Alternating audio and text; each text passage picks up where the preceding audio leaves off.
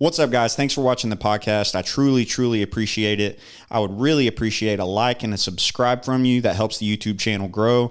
And I wanted to drop in and remind you one more thing. If you have any friends, family, or anyone you know looking to buy, sell, or invest in real estate, please have them call me.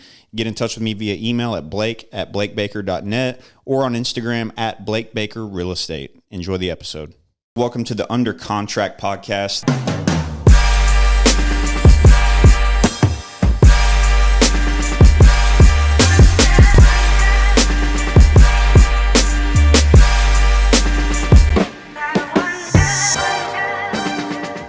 Ladies and gentlemen, welcome to the Under Contract podcast. This is episode number 21. I'm here with a longtime friend from First Baptist Christian Academy. We go back. A long time. Used to know her as Dee Dee.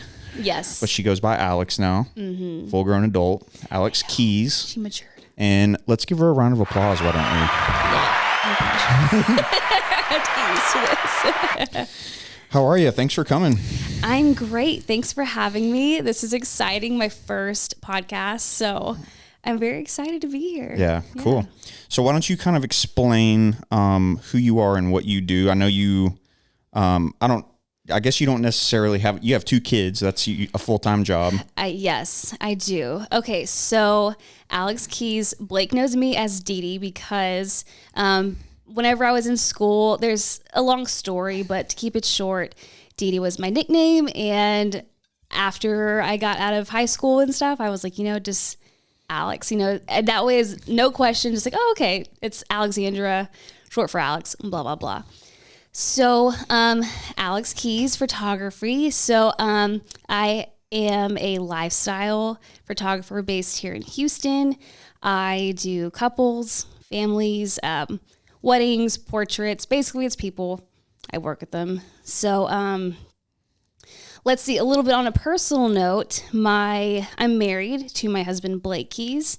We have been married for, I don't even know. Let me think. 7 years? I think 7 years. Hopefully that's right. I'll do my math after this.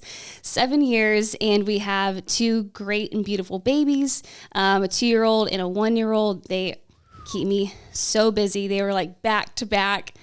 It was a lot. Yeah. But so I have 2 kids, and before I get into photography, I was a surgical technologist over in Houston, the medical center, and I did that for 6 years, got my degree in that. And then whenever I was doing that full time on the weekends, that's when I started dabbling in photography and learning more about the craft. And then I went into wedding photography, which is a beast in itself. Oh, yeah. It's a lot of work. So I was busy. I was busy with the Monday through Friday gig in Houston and then wedding photography, growing my business. And this is also pre-kids, so I had time. Mm-hmm. And to keep the very long story short, I got pregnant with my firstborn and then COVID happened. So I was like, I can't do all this. It's too much. Juggling a kid plus your job plus photography. Yeah, I'm like, that's literally like in having a husband. So all these jobs, I'm like, I can't do it all. I can't do it all and do it all well. So I was like, it's either now or never with photography. I either take the jump now or I might never do it. Because it was a great time. Like I said, COVID was happening. And I just jumped in after, wait, let me pause. I went back from maternity leave and then I put in my 2 weeks kind of soon after. And here we are. Yeah. How long have I been doing this? I've been full-time for 2 years now. Okay. Yeah. Dang. So what was it like, say, like doing your first wedding? Because I always have this, I've heard a story, maybe you actually told me, I can't remember, but I've heard of like people doing weddings and doing the whole photography. Yeah. And then like their camera messes up or like the memory card messes up and they just have nothing to give the person after the wedding and it's like a big deal. Have you ever heard of that? I have. That's terrifying. I'm an over preparer. Like I am just that person. Like I have double of everything. Like if whatever you need, it's probably in my purse or my car. Yeah. So for my first wedding, it was literally, I think like it was a small wedding. So like the best thing to do is start small, and like build your way up. So I didn't just go into like a wedding that was like, X amount of money and like 350 guests. It was like a little courthouse wedding over like in Deer Park. Yeah. So I did that, and it was like, I want to say like $75 an hour, like for like 4 hours or something crazy. That's really cheap, right? I mean, yes. Oh my gosh. The wedding industry is insane, but that's a whole other topic. But very cheap. Someone I knew, so it kind of was a little more comfortable. But I'm very grateful for that because it's always like your first ones you always remember the most. So I definitely, I look back and I'm like, I really appreciate that because that person took a chance on me and that was the start of something. And yeah, from then on, I started doing more and more weddings. So like the wedding industry is always hopping and popping, especially in the summer. This time of year, right? Like from Yes. here till... Yeah, all year until it gets cold. Yes, exactly. And so, yeah. And then I kind of pulled back a little bit on the wedding photography stuff just because I had kids and I couldn't just be gone 15 hours a day. So I still do them here and there, like doing your wedding. Yeah. So, yeah, I still do them, but just not every weekend or 2 times a week or something like that. Could you do them every weekend if you wanted to? If I wanted to, I could. But my sanity, my mental health would be like, maybe not. Maybe we shouldn't do that. So, yeah. So how would you scale with a photography company? So you would just hire photographers and you kind of, I guess at that point you would almost kind of take a step back from the camera and just coordinate the business. Yeah, I guess it would depend like kind of how you saw photography. Like some photographers are really cool just like doing photography and doing exactly that. I don't necessarily think I see myself always doing photo shoots. I would like to, I really have a heart for education and people. So I think if I can gear more in that realm some sort of way, or getting into the wedding industry again, where I'm not a vendor necessarily. So yeah, I think it would kind of just depend on how you wanted to scale. I definitely think, having a team behind you is huge in entrepreneurship as opposed to solopreneurship. That's me right now. And Me too. It's crazy. Me too. And I mean, I don't like, I'm selfish and I like being all hands on deck and just doing everything myself. I'm also like, well, I mean, it'd be nice to have a little extra help, you know? I'm a control freak in that regard too, but I've learned like, dude, I can't, like for me, real estate, I mean, it's different than photography, but we're speaking the same language here as far as I can't go out and get new business when I'm like, I have 7 deals under contract and I have 7 deals worth of paperwork to do. Yes. This morning I sat down and did 2 hours worth of paperwork when if I had an assistant or someone helping me, I could have been out, doing whatever I wanted to do, right, or making calls or whatever, shooting videos. There's so many days where I just run out of time to like shoot videos and it's like 7:00 at night and Kelsey gets home from work and I feel bad because she's getting home and like ready to hang out. And here I am in front of the camera, but. Right. I totally get that because Blake, he works basically a 9-to-5 job too. And so for him, for the most part, like when he's off of work, he's off of work. And for me, I have 2 kids that are basically home with me full time. So I'm doing the mom thing and like trying to work in between naps, in which it's really not possible to do like any kind of deep work. So really by the time Blake gets home and he can help me with the kids, it's bedtime. And so then it's like, okay, now it's time for me. But then you can only do so much. You're burning the midnight oil. Oh my gosh. Yes. Because there is so much and there's social media, that takes a whole lot of time. I'm learning real quick. That's a freaking full-time job. It is. Oh my gosh, me too. If you want to post like a lot of people say, post 3 times a day, dude, that's going to take up at least 75% of your day. Shooting, editing, posting, coming up with new ideas. Yeah. And it be quality. You know what I mean? Anybody can kind of like, I don't want to say half-assed, but you know what I mean? But anyone can do that. But it's like if I want to really pour myself into it to where I'm reaching something or I feel like I'm doing something of value, then that takes time, just like anything. It takes time. It takes good equipment. It takes an investment into the equipment. Yes. Because I could just take my phone and do a little front camera video and it's not that bad, but it's not that good. Yes. Like this is crispy. I mean, that camera, I invested in that, and it's sent my content like to that next level For where sure. people tell me all the time, like, dude, it looks really professional. Yes. And that makes me so happy to hear. Yes, and I don't want to say people take you more seriously They do. whenever they do, but they do. You know, like they really do, and they're like, oh, okay, like he's worth investing because he's investing in himself and he's putting time and energy and quality. If he can do that with his equipment and camera equipment or whatever, he can do that with me and what he's producing for my experience. You know, Have you ever heard the saying, what is it? How you do something is how you do everything. no, but I like that. Yeah, it's true.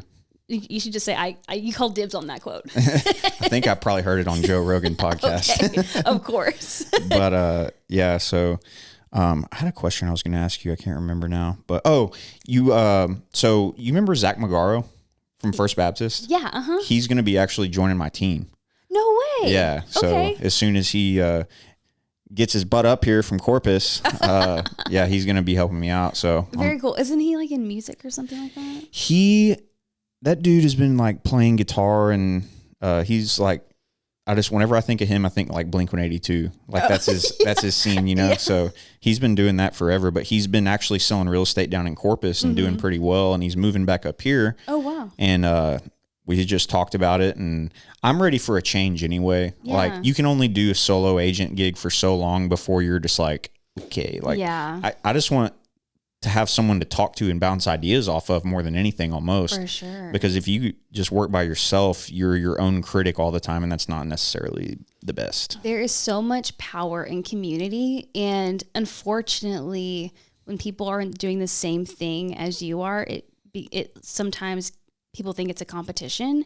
And I guess in a way, real estate could be very competitive. Oh, dude, in a real estate office, I work with 90 other agents, and we all are technically competitors. Yeah, I guess, and you probably are like against each other trying to get a sale, maybe, right? Maybe some offices, but Okay. honest to God, my office is not like that. Like Okay, we are that's all good. super helpful. It's like a family. I love that. Yeah. Yeah, but it definitely having somebody like to just bounce ideas off of, like you said, because you want to have somebody that gets it and someone that is on your same level, especially in life. That's always helpful. Like for example, I am strongest friends with their moms, and they're usually moms to young kids and that are photographers. Some do it as a part-time job. And so just having that like knit that just like they get me, you know, to just be like, to just even just to vent, to be like, dang, I'm struggling with making all these reels and I can't keep up with this new trend and la da da da. They're like, I get you, you know, like you're not crazy. You haven't lost your mind. Oh no. And how you said you have like a heart for people. I'm definitely finding out that, you know, we have my office takes on a lot of brand new agents. Yeah. And like, I'm talking get their license and come in the door, and now they're working at our office. So, I've found that, you know, building relationships with them, and whenever a lot of them will call me and be like, hey, I just want like your opinion on this. I love helping people out like that. Yes. So I don't know. I think it's just, if you can bring value that way, and it'll come back to you as far Yes. as like helping, because I was new once as well. And I remember like running into situations and like no one would answer the phone, and Yeah. I'm just like, what do I do? And Yeah, I had a couple of pretty good mentors that would help me and everything, but for sure. it is cool to just help someone for nothing. Yeah, yeah, and even like I believe in that so much when it comes to like investing in people, whether it's this person that does the same thing you do, or that's your clientele. Like you want to treat people how you want to be treated. As cliche as that is, it's so true.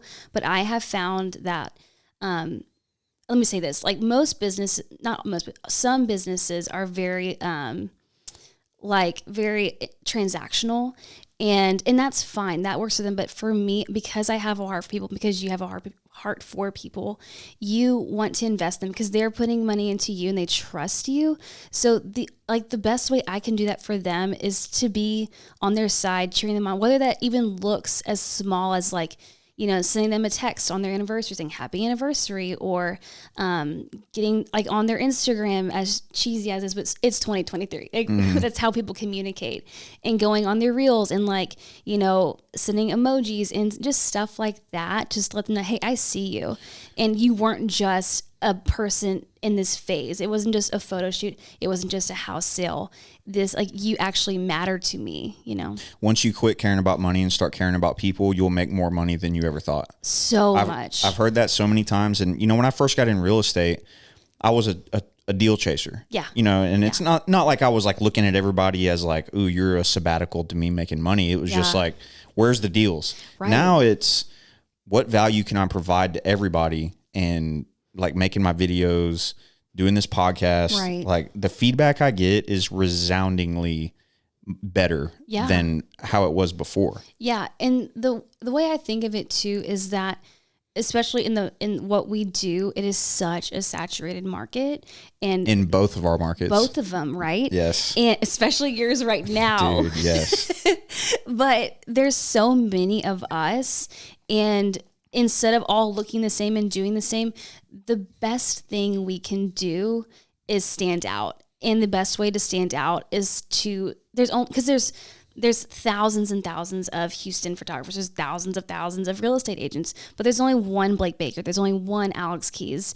And people don't necessarily come back for the pictures that I produce or this awesome house that you sold. They're coming back because of you. They come back because of the experience you gave them. Like so she did our wedding. I mean, not our wedding. She's going to do our wedding. She did our engagement photos, which Secret proposal. It was a secret proposal, and it was Christmas cards technically. Yes. And then surprise. Christmas cards. But the whole thing was fun. Like you put on music, and it was like not. I just thought it would be kind of more very like traditional, like, okay, you stand here, click, click, click, Smile. click. Yeah. 1, but 2, 3. we literally like walked around the park, and it was very natural and flowy and fun, and it was like a very positive experience. Right. And so I set a standard, whether you go with me again for shoots or not, like you have a standard, like, okay, that's what I'm looking for in a photographer, someone to make it very like easy and not like effortless. And that's what you want, you know? For my brother's wedding, they hired, she paid an exorbitant amount of money because she didn't know that they were flying in from like Philadelphia or something. Yeah. She was pissed about that. And then it was like before the wedding, they were doing like Chad and Jordan exchanged wedding gifts. Mm-hmm. So, excuse me. My mom is like standing there, and they're taking pictures with, I forgot who, they were just like taking pictures with Chad and Jordan, and then the family was involved. And my mom was standing right there. And she said something to the photographer, and he goes, "And who are you?" Oh, no.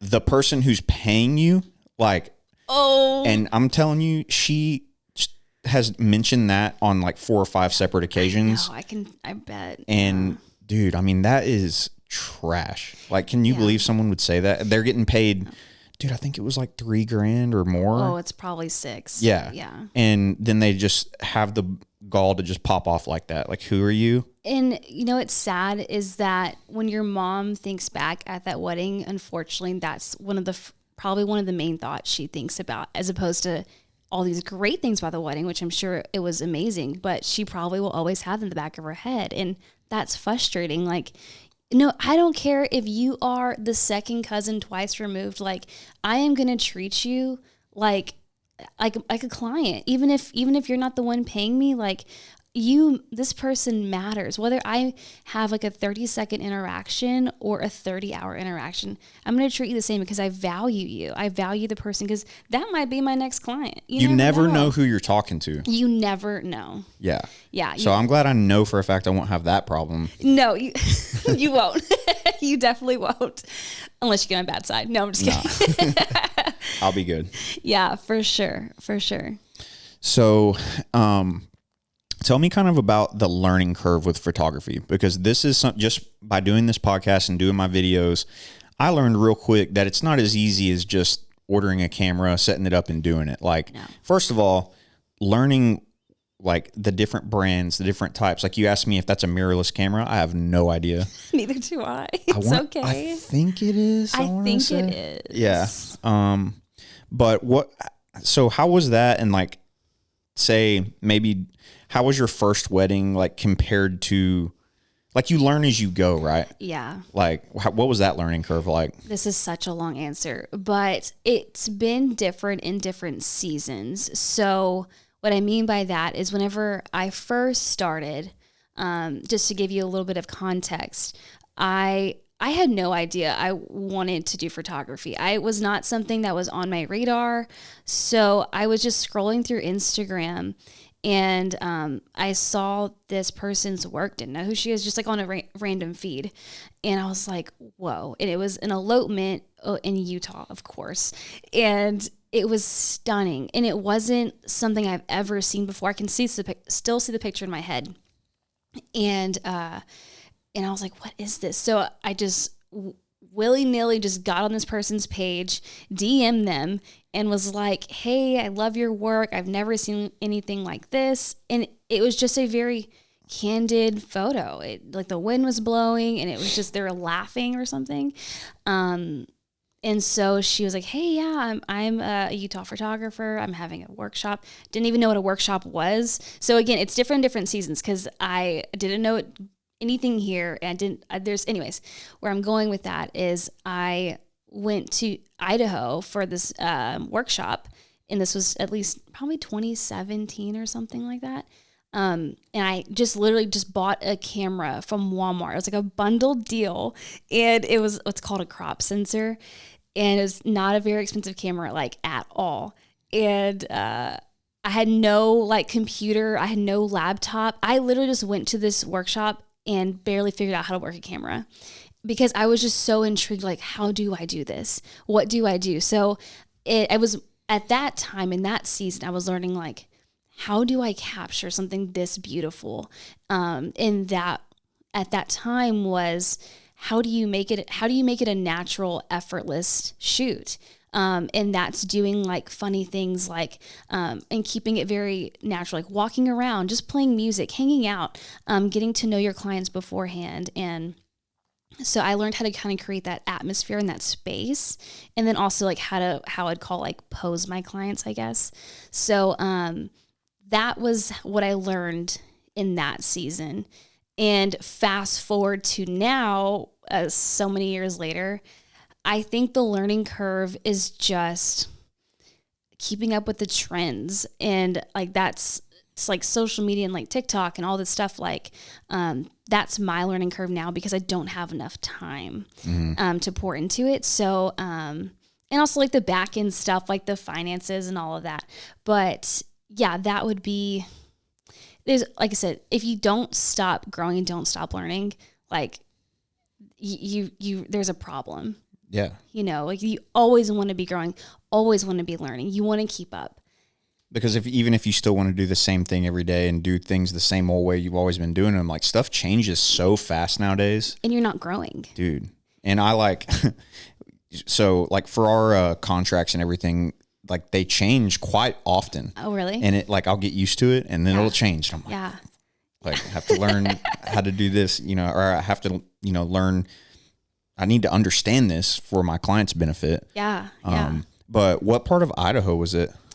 I have no idea. I want to say Boise. People don't realize Idaho's beautiful. It's stunning. I just went on a whim and I was like, I don't even know. I barely knew what Idaho like looked like or anything. I had no idea. And I went there. I was like, well, this is nice. Yeah. We went to Jackson Hole, Wyoming in 2016 and Idaho was like 30 minutes away to the west. And I thought Idaho was kind of like woodsy and like, dude, it was gnarly mountains. Yeah. And like there's a lot of, you can go like fly fishing and it's very like backwoods outdoors. Right. Yeah. And in that workshop, we learned like about sceneries and stuff like that. And it's so funny because I went from like shooting in these beautiful locations and all of a sudden going to like back to like Harris County. The trails in Pasadena. Yes, to like a freaking park or something. But honestly, it's made me be really creative. And because I had to, because I'm like, well, I mean, I don't have to. I can shoot like urban stuff. But if I want to really create something that people are imagining and envisioning, I'm like, I got to move around, you know? I feel like the measure of a good photographer is being able to produce quality stuff with like very little, like a cheap camera and like not a crazy scene in the backdrop. Yes, for sure. And it's funny because people are always like, oh, you have such a nice camera, like takes good photos. And it does. I've definitely upgraded from that Walmart camera. I do not have that anymore. Yeah. She's upgraded. But, and it's true, like having a good quality, like we said, it does help, but also it's so much more. It's also just knowing your angles and more importantly, what that client leaves with, and that's their experience. Because that's what keeps people coming back is, how they felt in that shoot. Like, you and Kelsey hopefully had a really good experience. Absolutely. Yeah. So 10 out of 10. Yeah. And now you guys booked me for your wedding. So it's like, okay, you guys definitely were like, Kelsey was like, I definitely want you back. And I'm like, okay, cool. Like that was an experience. So yeah, you were the first person that popped in my head. Cause it took me forever to figure out how I was going to do it. Yes. And, my mom and you remember Miss Josie from First Baptist? She was like a pre-K teacher, but her and my mom got to be very good friends when my mom was a teacher there. So they both knew. And Cindy, Josie, more so, almost more than my mom, she'd text me like once a week. Have you done it? Or like, when are you going to do it? Oh my gosh. Here's some ideas. And she's sending me out. Pictures of rings and like all this. And you're like, I'm so stressed out right now. I can't even talk about it. But I'm like embarrassed, dude. Like I didn't want to do it in front of a bunch of people. So I was just like, okay, well, if I do this, A, she'll be surprised. B, it'll just be us three and it won't be like, dude, I thought about doing it at like Christmas in front of my whole family, but I was like, no. No, definitely not. But it was definitely, and how that dude caught it on video. That was what so are the cool. odds of that? I forgot. Like he needs to be like my second shooter, my behind the scenes guy for everything. Because I saw him sitting, he had AirPods in, and I saw him just sitting there, and I thought he was just like vibing out, listening to music. Yeah. And then he walks up after, and he's like, "Hey, I got this video," and he sent it to me, and I think you actually posted it with your post. Yeah, because he like got content for me. And you want to hear something else crazy? Too crazy. This is insane, actually. Okay, so the first crazy thing, there was a guy like probably 50 yards away that was like, dude, yeah, congratulations. Yeah, I remember that. It was this guy, Luis Bueno, I played Little League football with. What? He DM'd me on Instagram. He was like, dude, that was me. I was like, are you freaking serious? Then this is crazy. So like maybe a month later, Kelsey's at work. And she works in the back office a lot of the time, but sometimes she'll come up and do the actual closings where she has everybody sign and everything. Mm-hmm. And you remember the family that was there with the little girl on the top of the little pillar thing? If you look in your video, they were right next to us, and the little kids were playing. It's like a column thing with like a top, and they were sitting on the top of that thing. Because Kelsey talked to the little girl, I think. Yes. Yeah, right when you were down on the knee. They came and Kelsey like closed them in a closing. What? And after the fact. Yes. And that like who recognized who? I think Kelsey. I think the guy like introduced the little girl, like, this is my daughter, so and so, and Kelsey was like, yeah, y'all were there the day we. No way. And they were like, oh my God, it's you, and yeah. Oh my gosh, you guys know. I don't know about Kelsey, but specifically you. You know so many people. Like you know a lot of people, and I'm sure more. It's growing. Well, I was.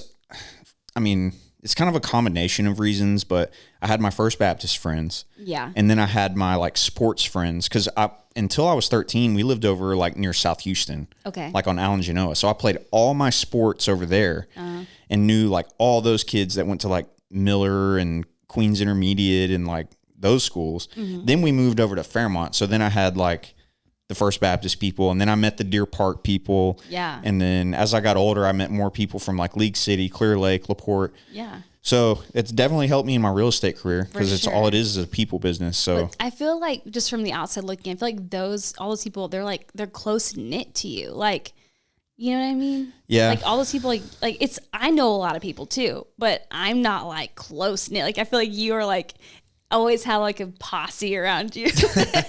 I roll deep. Yes. Hey, I have an entourage. I'm excited to see like what your groomsmen look like. Dude, it was. It's gonna be a squad. I have 8 and Kelsey has like 5. So okay. I guess a couple of the boys are going to have to walk with each other down the aisle or something. I love it. Yeah, man, I've been blessed. I have a lot of close friends that, and there's some that we were like really, really close at one time. And I mean, you know how it is. Like you're so close with people, and then life happens and you just grow up and get jobs and stuff happens, and there's nothing wrong with that. No, but I feel like even for you, it speaks a lot like of you to have like those close friendships, because like a lot of people in our age, like I said, they grow up, and I would say like my closest friends, there's a small handful, you know what I mean? And I would say most people have like maybe like a 2 or 3 squad. You got like a 20 squad.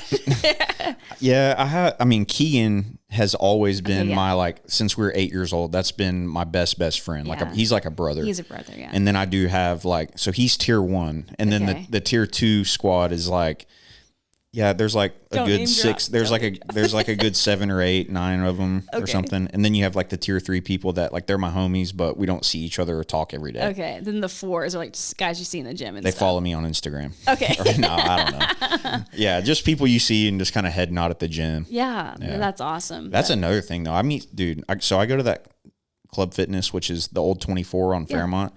Every time I go in there, I see someone I know. So Yeah, that's of course. That's another. Yeah, I mean, you get real creative on how you network and stuff. Yeah, and especially like, do you feel like since you've gotten into this, that it's changed the way you interact with like, not just like just people, but also just like your friends and stuff too? Do you feel like you have to carry yourself differently, I guess? Okay. I mean, not with my close friends, Yeah, I guess not. because they've known me. But even like, I guess for strangers or just people you just met, do you like? Okay, so when I first got in the business, I would try to be Mr. Professional, like yeah. on social media and in person and everything. But dude, like I appreciate people who are genuine, and like I'm not gonna like do anything crazy, but For I sure. try to act like myself, because I think sure. people like that. They feel like you're a human being, 1000% agree. and yeah. So within reason, Yeah, like I tell people on this podcast, no F-bombs, no S's, yeah, S words. yeah. For sure. You can drop like the PG-13 cuss words every now and then. I don't care, but I'm not gonna, have like super foul language and post it on Facebook for all my Yeah. like that's just not appropriate. Yeah, So- I appreciate that, because I'm kind of the same way with like I'm the same person sitting here as I am to my best friends and people I just met. Like you guys are all like on the same level in like a very like, and that's a very high level to me. You know what I mean? And Blake might see a different version. My Blake might see a different version. Well, when you live with somebody, you see everything. Yeah. So he might have a different opinion. No, but I think even like in emails and stuff like that, I don't want to come off as like, I am Alex Keys Photography. Like I want them to be like, oh, like that's my friend. And part of my process, you didn't ask this, but part of my like process, whenever I'm going through like whenever I book a client is I'm sure I went through it with you, sort of, but maybe like when in my emails, I'm very personable, and I send, my emails are very like, what's the word? Informal, but Informal, but not unprofessional. yeah, Yeah. exactly. Yeah. And that's me. That's what I Yeah. like.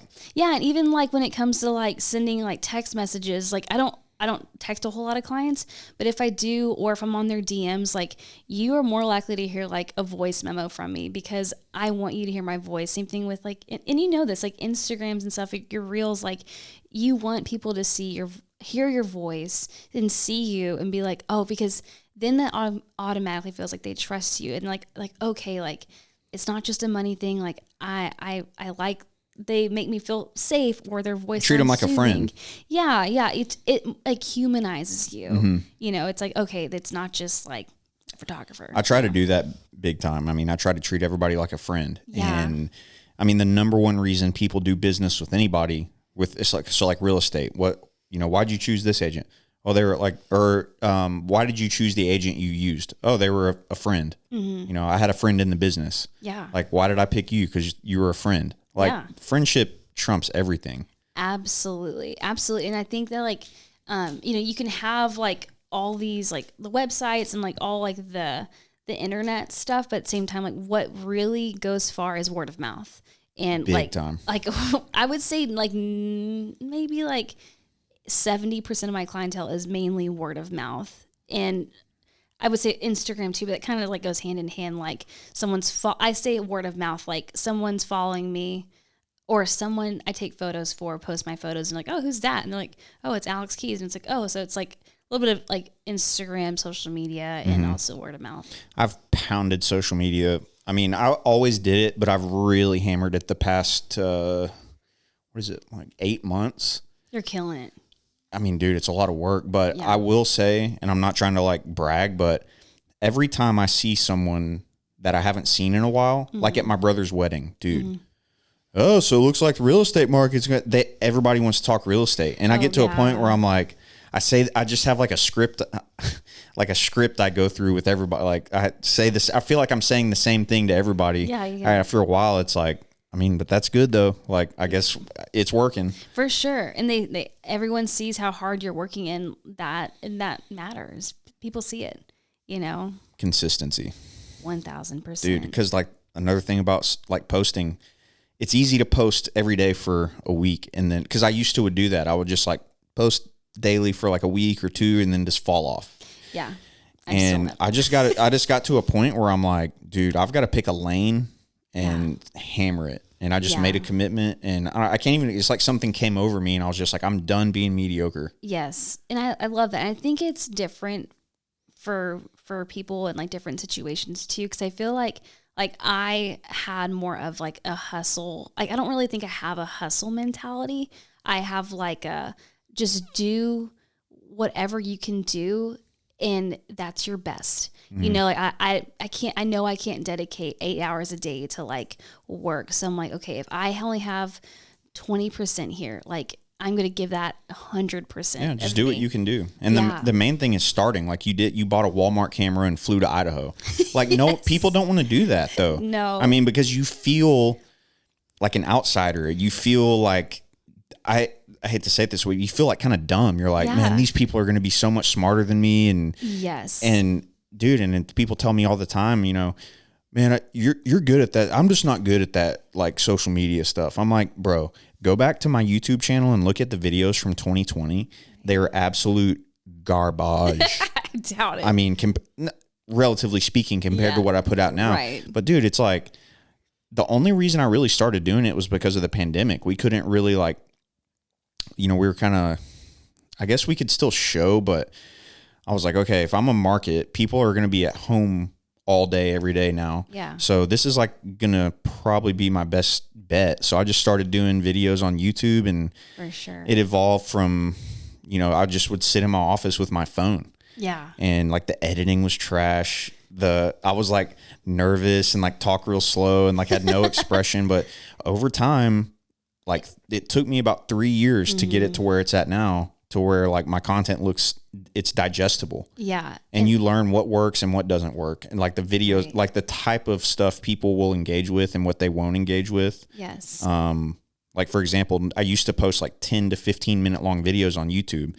No, I mean, people would see them, but they would not engage. Right. These short, quick ones on Instagram,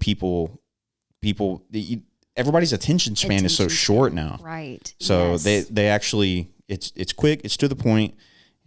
I try to keep it not boring. Yeah. Some videos do better than others. Yeah. And all of that takes practice too. Like same thing with just like showing up on stories. Like a lot, I've heard that like told to me a lot is like, you're really good at like just going on Instagram and just like talking. It's like, no, I mean, that didn't come because like, that didn't just come natural. Like that was a lot of effort and making myself feel uncomfortable to get comfortable with something. And that's like anything, because if it was easy, everyone would be doing it. And, you know, just putting yourself out there. And even if you mess up, like just now I fumbled over my words, like because I'm a human, because I'm not perfect. And I think that's the beauty in things. And just getting on stories, looking rough and not making it a whole thing. Like people think you have to be perfect. It's definitely not ever. Nothing is ever going to be perfect. Right. Never, ever. Like, and if anything, like I want people to feel like, okay, like I can be myself. I can mess up on podcasts and it'd be all right. You know what I mean? And I think there's a lot of, beauty in that vulnerability and being like, oh, I really like that. You know, he's showing up with like a big pimple in the middle of his forehead. Like that's cool to me, you know? Yeah. Cause I've had people on here that they do a really good job. Like they're, like you were kind of nervous, and Yeah. I told you, like once you get flowing, it's not bad at all. But I've had people that, dude, like they sat down and you could hear it in their voice, like they were nervous and they did great. Yeah. But afterwards, they're like, man, I know I probably sounded so stupid. And it's like, dude, people don't notice. Like people don't like look that far into. They're just listening to what you're saying. Yeah. Yeah. And I would never be like, oh, he's embarrassed right here, or she's embarrassed right here. Am I the first female on your podcast? You are the second. Okay, I might as well be first. That's still pretty good. Yeah. That's exciting. Who was your first one? Christine, she is the owner of Modate Yoga on Space Center. If you go down Space Center, cross over Genoa Red Bluff, like you're going to Clear Lake, it's right there on the right. It's a yoga studio. Oh, very cool. Yeah, I've known her since I was a little kid. Her dad and my dad worked together. Okay. And she was my first episode. Very cool. Oh my gosh, that's about a year ago. And it was a female? Yes. That's amazing. Yeah. I love that. Kind of fell off the wagon after her, but picked it back up here. Yeah, that's right. That's right, for sure. Cool. Well, we're about 40 minutes in. Didn't that fly by? Oh my gosh, I literally feel like maybe 20 minutes. Yeah. Dang, we can chat, can't we? Yeah. It's crazy. You realize how much you can really talk and how much knowledge and worth you have to put out there. Yeah. Oh yeah. It's crazy. I mean, I think the longest one I've done is like an hour and 50. Oh gosh. Yeah. That must have sucked to edit. Well, you have to pee. That's the thing. Oh yeah. So you're like holding like an hour and a half in. You're like, but you don't want to stop, you know? Yeah. So, but, all right. Well, we'll wrap it up there, and thank you for coming. Oh my gosh. I really enjoyed it. This was fun. Yeah. I appreciate it. Definitely. All right. We'll talk to y'all later. Bye.